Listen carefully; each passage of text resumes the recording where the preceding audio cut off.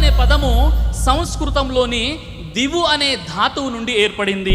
దీని అర్థం సమస్త జగత్తును సృష్టించిన వాడు, స్వయంభవుడు, ప్రశంసింపదగిన వాడు, మదముతో ఉండు వాడిని దండించువాడు అనే అర్థాలు వస్తాయి. ఎవరికి పడితే వారికి దేవుడు అనే పదాన్ని ఇచ్చి సర్వ సృష్టికర్త అయినటువంటి దైవాన్ని ఈరోజు ప్రజలు మర్చిపోయారు. యోకిలాం జగన్ నిర్మాణేనా బరహతి వర్ధయతి సబ్రహ్మ.